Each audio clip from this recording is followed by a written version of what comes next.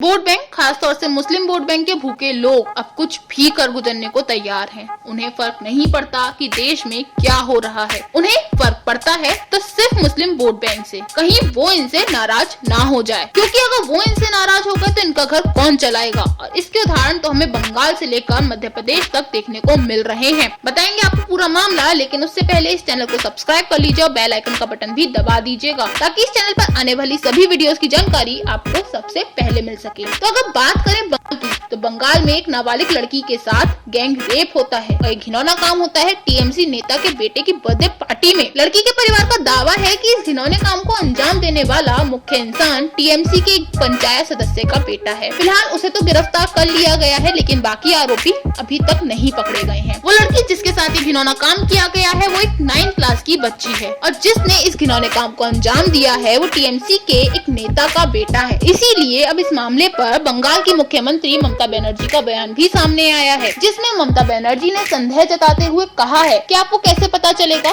कि उसके साथ बलात्कार हुआ था, या वो पहले से गर्भवती थी, या उसका प्रेम प्रसंग था, या वो बीमार थी। यहाँ तक कि परिवार को भी पता था कि ये प्रेम प्रसंग है। अगर कोई जोड़ा किसी रिश्ते में है तो मैं उन्हें कैसे रोक सकती हूँ। ये यूपी नहीं है कि मैं लव जिहाद के नाम पर ऐसा कर सकती हूँ। अरे दीदी, थोड़ी तो शर्म कर लो। आप खुद भी एक महिला हो, और एक महिला होकर आप ऐसी बात कर रही हो। उस लड़की का और उसके घर वालों का दुख समझने की बजाय आप ऐसी उस लड़की के प्रेम प्रसंग की बात कर रही हो। धिक्कार है आप जैसी औरतों पर। आप जैसी औरतों की वजह से ही लोग कहते हैं कि औरत ही औरत की सबसे बड़ी और खतरनाक दुश्मन है। और बात रही यूपी की, तो दीदी जी आपको बता दें, अगर यूपी में किसी ने ऐसा करने की जरूरत भी की होती ना, उसके ऊपर अभी तक बाबा का बुलडोजर चल चुका होता, क्योंकि यूपी में आप जैसे मुस्लिम तुष्टीकरण की राजनीति करने वालों ने सत्ता नहीं संभाली हुई है। यूपी में जो जैसा करता है वैसा भरता भी है। खैर, सिर्फ आपकी क्या बात करें, ये हाल तो मध्य प्रदेश में भी कायम है। खैर, सिर्फ आपकी क्या बात करें, ये हाल तो मध्य प्रदेश में भी कायम है। मध्य प्रदेश की शिवराज सरकार ने जब रामनवमी पर शोभा यात्रा की शोभा भंग करने वालों के खिलाफ एक्शन लिया, उनके घरों पर बुलडोजर चलाए, तो कांग्रेसी दिग्विजय सिंह के दर्द हो गया। उन्होंने भाजपा पर भगवान राम को बेचने का आरोप लगा दिया। दिग्विजय जी, आपकी जानकारी के लिए आपको बता दें कि भगवान राम का हिंदुओं की आस्था से और आत्मा से बहुत पुराना संबंध है। भगवान राम और आस्था के नाम पर राजनीति करना